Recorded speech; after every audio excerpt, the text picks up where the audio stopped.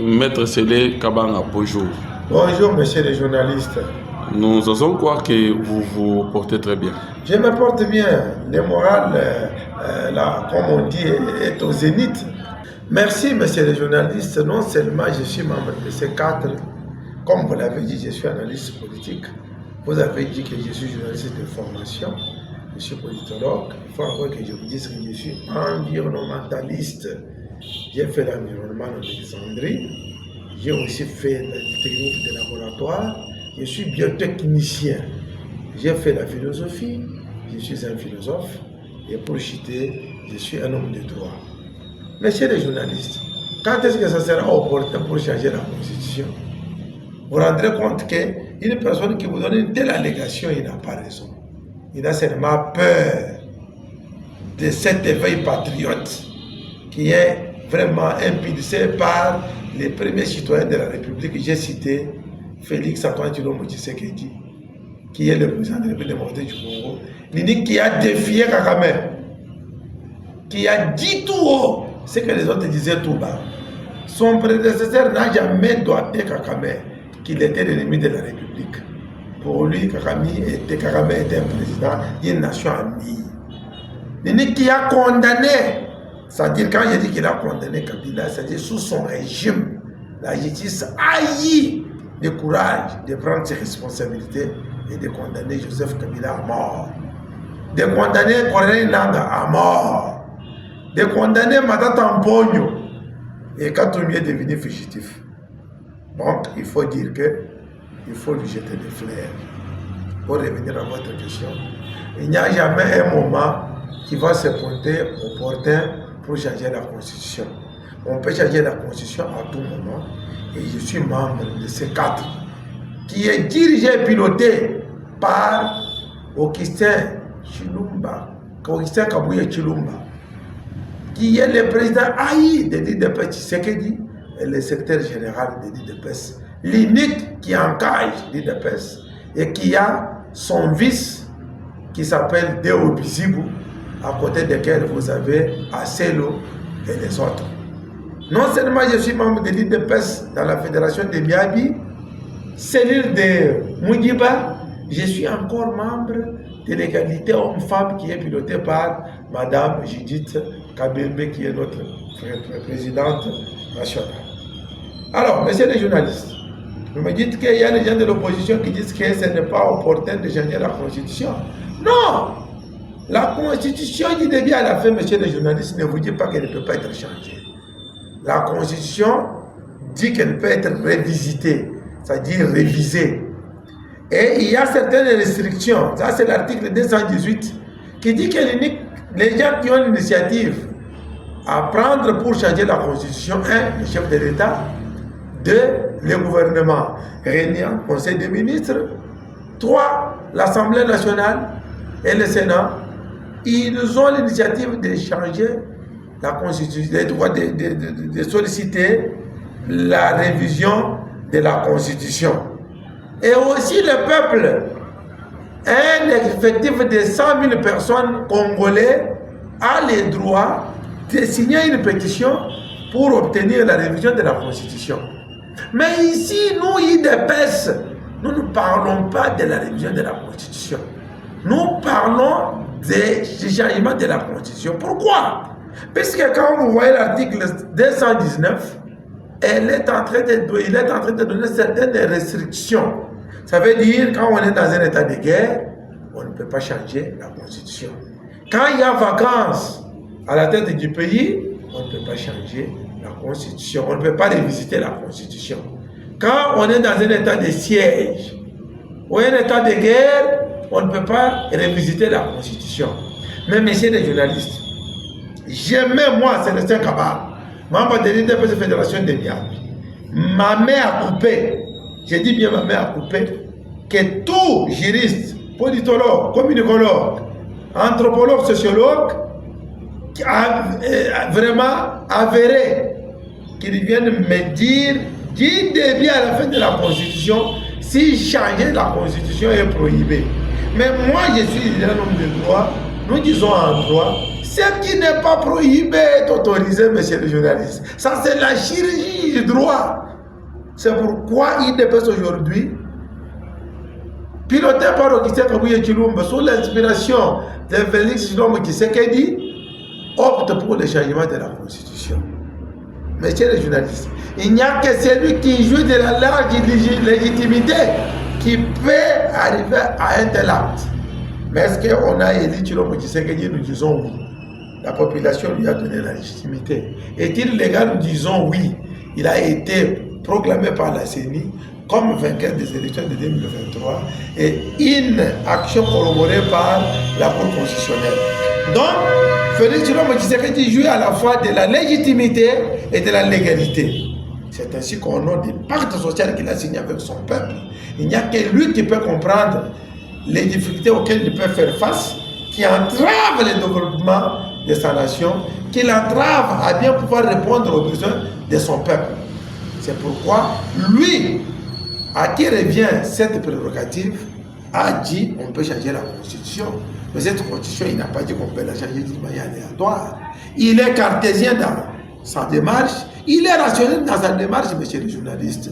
Vous verrez qu'il dit qu'il va instituer une commission. Cette commission va réfléchir. Oui, Félix Tshisekedi n'est pas le seul à appuyer une réflexion ou à empêcher une réflexion. Vous avez John Locke, le père de la démocratie. Il dit que chaque génération est un nouveau peuple. Et personne ne peut empêcher un nouveau peuple de réfléchir. Pour corroborer où il était à sa thèse, il y a Condorcet, le doctrinaire que j'aime bien. Il dit aucune génération ne peut assujettir une autre génération à ses lois. Monsieur le journaliste, ça là, ce sont les doctrinaires que j'aime bien dire pour corroborer la thèse de John Locke, le père de la démocratie, qui a dit à son temps que chaque génération est un nouveau peuple. On ne peut pas empêcher un nouveau peuple de réfléchir, et non plus de penser la manière dont il peut être dirigé, ou il peut penser comment gérer sa destinée. Condorcet le corrobore pour dire aucune génération ne peut assujettir une autre génération à ses lois. Est-ce que cette constitution est une loi d'une génération? Nous allons dire oui. C'est une génération de politiciens qui n'avaient pas la légitimité, qui se sont retrouvés à la Sun City pour pouvoir doter à la République démocratique du Congo cette constitution. C'est une constitution qui pose des problèmes du point de vue forme et aussi du point de vue fond. Du point de vue forme, c'est une constitution de belligérants. C'est lui qui a vraiment promulgué cette constitution en tant que chef de l'État. Il n'avait aucune légitimité. Et ceux-là qui se sont réunis pour penser cette constitution, ils n'en avaient pas. Ils ne s'étaient pas constitués dans une assemblée constituante qui était élue par le peuple congolais que nous sommes pour le donner à la fois et la légitimité et la légalité. C'est leur droit de dire tout ce que vous dites là. Ici, quand vous parlez de l'état de siège n'est pas généralisé ce qu'il a fait au Congo et il sévit dans les deux provinces, Nord Kivu et Sud Kivu. Alors je vous dirais comme un homme de droit, il n'y a pas d'état de siège en République démocratique du Congo, c'est un état de siège sélectif pour ces pays qui sont en proie, qui sont en guerre. Et cette guerre n'a jamais été déclarée par la République démocratique du Congo, puisque pour que le chef de l'État puisse déclarer la guerre, il va réunir le Sénat et l'Assemblée nationale dans un congrès et il va déclarer la guerre. Ça n'a jamais été fait. Aussi, quand vous dites que les gens de l'opposition disent qu'on convoque les dialogues, monsieur les journalistes, soyons sérieux. Est-ce que le dialogue, est-ce une pratique démocratique et aussi légale? Le dialogue n'a pas un soubassement légal, c'est une action politique. Mais ici, le dialogue est inopportun. Pourquoi? C'est là qui demandent le dialogue ne reconnaissent jamais Tshisekedi comme le président. Vous avez vu cette messe noire qu'on a fait dans le centre-ci, Boboto, où il y a eu une minorité de gens qui dirait cette minorité a reflété ce qu'étaient les résultats des élections 2023. Fayoulou, Matata, Katumbi et les autres, ils étaient là en train de faire leur messe, mais leur messe noire qu'ils étaient en train de faire là a reflété les résultats de 2023. L'unique qui joue de large légitimité, c'est Félix Tshisekedi qui a 74% aux élections. Messieurs les journalistes, le dialogue ne sera pas opportun.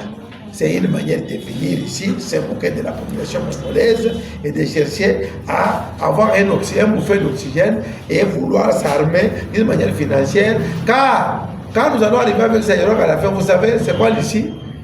Donnez-nous les postes ministériels, donnez-nous la primature et ainsi de suite. Non, le peuple congolais doit une fois de plus souffrir. De deux, tous ces gens-là qui sont réunis dans ces conglomérats des aventuriers, communément appelés, ces quatre, qui sont-ils? C'est 64 aux Ces 64 voulaient dire, qui sont-ils? Mais vous avez un Katumbi, un citoyen congolais qui est allé pour trahir la nation, construire un aéroport. Et quand il construit l'aéroport, il est construit en tant que qui? En violation des lois du pays. On cherche à la poursuivre. Ces derniers prend fuite, il est devenu fugitif. Vous avez un Matata Mpogno, un condamné, un monsieur qui a volé l'argent qui devait profiter au peuple congolais et dans les projets Moukankoloso. Et vous avez encore qui Kabila, un condamné à mort qui est en train de fuir. Et vous avez un Matata Mpogno qui est encore un condamné à mort. Fayoulou qui rêve debout, qui croit que nous devons être ramenés en 2018, où il disait qu'il était président, puisque les élections de 2018, c'est lui qui en était vainqueur, sans montrer des preuves. Nous arrivons en 2023, il est gagné, battu à plate couture, il n'accepte pas son échec, il se réclame encore président de la République élu. Ça, c'est un conglomérat des aventuriers, incapable de mobiliser même 100 personnes, messieurs les journalistes. Mon leader a déjà répondu à cette question, selon Moutisekedi, qui a bien dit que vous croyez qu'en restant dans une salle et dialoguer, on va terminer la guerre de l'Est. Mais pourquoi Rwanda qui a un problème avec les Tutsis qui ont un problème avec les Hutus ne peuvent pas dialoguer pour trouver des compromis et la paix chez eux? Pourquoi on nous impose de nous un dialogue? Félix Tshisekedi Moutsekedi a déjà fait voir que le dialogue ne viendra jamais trouver une solution à la crise congolaise. La crise congolaise va trouver la solution sur base de 3 fronts. Front politique, front diplomatique et front militaire. C'est ainsi que, messieurs les journalistes, nous vous disons, et nous répétons nous nous insistons de vous le dire, la guerre à l'Est va terminer par l'effet militaire. Vous savez que depuis qu'on a repris 5 à l'Est, il y a eu Kabika, bientôt on est à la porte de Rubaya, Walikale, Walungu, ainsi de suite. Mais il faut aussi que je vous dise, le Nord Kivu, comme le Sud Kivu, ne sont pas totalement occupés par les forces du mal. Ils sont dans des endroits presque près. S'ils sont dans les chefs-lieux, ils ne sont pas dans tous les territoires du Nord Kivu. S'ils sont dans les chefs-lieux, ils ne sont pas dans les territoires du Sud Kivu. C'est ainsi que nous disons que par rapport à cette réalité-là, messieurs les journalistes, les gens du Sud Kivu et du Nord Kivu, ils vont participer au référendum. Et je vais vous dire une chose, cette constitution, c'est une constitution qui a payé la RDC. Vous avez vu dans cette constitution où on a mentionné la superficie de notre étendue territoriale. Pourtant, nous avons 2 345 000 km². Dans la nouvelle constitution qui va passer, ça sera indiqué. Quand on va aller au référendum, sans les gens de Goma ou de Bukavu comme chef-lieu de ces 2 provinces, ils seront pris en compte par la limitation que nous allons faire de notre province et assignée dans notre constitution. Puisque tout a été fait avec l'idée de ne pas mettre la superficie de notre province, dans notre territoire, dans la constitution, pour donner à l'ennemi, l'imposteur, Kabila, en complicité avec Kagame, de venir nous piller et prendre les superficies de notre territoire. Donc, je voudrais, permettez-moi, donnez-moi un bénéfice, je n'ai pas parlé de Kamoun, qui est parmi les ténors de C64. Lui là, ce n'est pas un politicien sérieux, puisque c'est une des personnes qui a remis en cause son identité. Une telle personne, il a quoi de bon à dire et à donner à la population congolaise. Curieusement, ils sont en train de prêcher l'apocalypse, soit disant que le 3 juin, il y aura ville morte. Oui, ils peuvent oser, mais je dois leur dire ceci. S'ils vont y aller par imitation servile, je leur dis, ça sera un fiasco. Nous allons revenir avec vous au micro. Kabound n'a pas une capacité de mobiliser 100 personnes. Fayoulou n'en a pas. C'est Sanga, Katumbi, Kabila, Mwenzangoro, Matata, voire encore Nyarukab. C'est pour leur dire qu'ils vont échouer. Les trois. Nous demandons aux Congolais qui sont les pro-changements, qui croient en l'action politique du chef de l'État, d'aller vaquer à leurs occupations. Il n'y a pas de ville morte. Vous savez, l'union sacrée est une philosophie qui a échoué. Non, elle n'a pas échoué. C'est une philosophie de ceux-là qui croient en l'action politique du chef de l'État, qui sont des surcroît des politiciens, les chefs des partis politiques. Mais vous avez des gens comme l'évêque Ejibaya Mapia, vous avez le pasteur Doudou Kamba, vous avez le pasteur Koutino, vous avez Moïse Mbia, vous avez les autres chefs des confessions religieuses. Est-ce que ces gens ne sont pas des politiciens? Donc, ces quatre, c'est une structure d'ouverture. Et aussi, il faut que je vous dise une chose. Quand, avant qu'il aille auprès de Dieu, les sphinx de l'humanité nous a donné des testaments. Le premier testament, il a dit, quand l'IDPS prendra le pouvoir, l'opposition va mourir. Et je vous dis que la position est morte. Il n'y a pas d'opposition. Il n'y a pas d'opposition. Nous parlons de Kabunda, nous parlons de Lubaya, nous parlons de Sesanga, nous parlons de Martin Fayoulou. Ils sont beaucoup. Je viens de vous montrer que c'est un conglomérat des aventuriers, des gens qui ont fait une alliance vice contre nature. Il y a des libéraux parmi eux, il y a des démocrates parmi eux, des centristes parmi eux. Ils ont combattu l'union sacrée. Les républicains. Qui n'a pas abouti à quelque chose. C'est pourquoi aujourd'hui, vous venez de vous ressusciter sous format de C4. L'union sacrée a fait passer ces budgets médiocres de 1 milliard à 16 milliards. L'union sacrée a construit des universités. Et ils peuvent nous dire, quand ils avaient le patron de cabinet, il a fait quoi dans ce pays? On est en train de faire la route nationale numéro 1, qui est en train d'être faite dans des axes et axes. Monsieur le journaliste, je ne veux pas avoir ça comme... Alors, je disais, c'est un conglomérat des aventuriers et réunis dans une alliance vice contre nature qui n'ont aucun poids politique. À commencer par Fayoul. Est-ce que son idée est implantée où? Ici, au Kassab oriental, où je suis, je ne vois pas.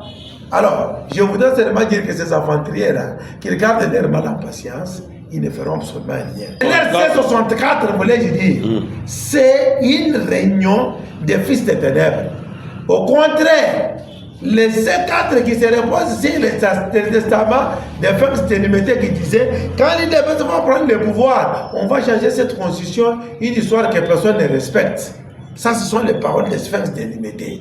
Maintenant, aujourd'hui, curieusement, qui gère ces l'IDPS? L'IDPS change la constitution pour deux causes. Un, la population congolaise lui demande. Deuxième cause, c'est pour la mémoire. Il se fait délimiter qui a dit l'opposition va mourir et on va changer la constitution. C'est une histoire que personne ne respecte. Et vous vous rendrez compte que ces deux testaments reposent sur encore des testaments. Un, le testament de Laurent Désiré Kabila qui a dit n'aie jamais trahi la RDC.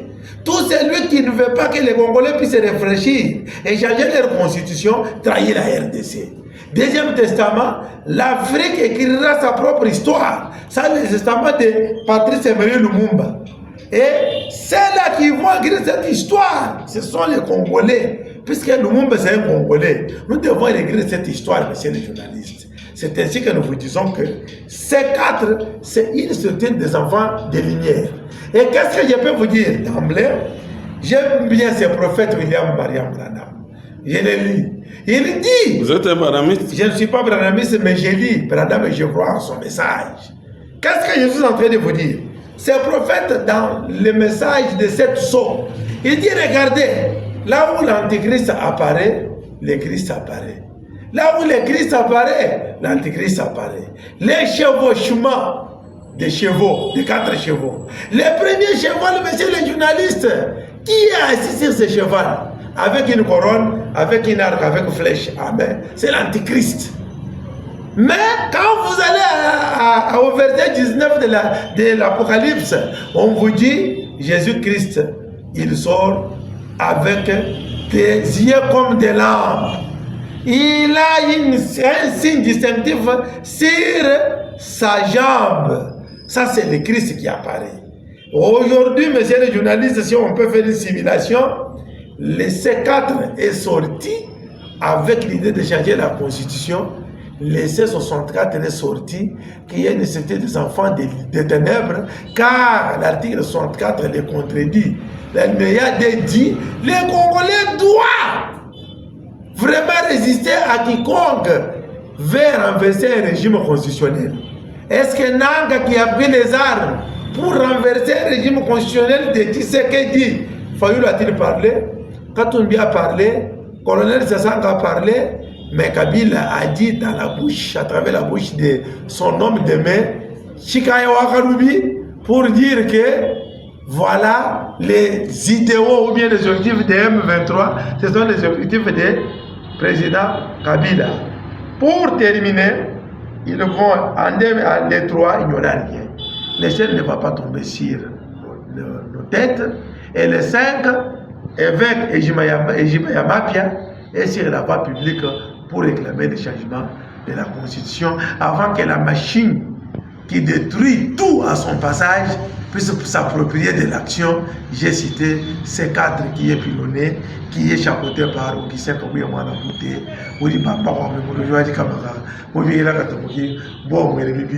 le président Aïe et secrétaire général de l'IDPS. J'ai dit.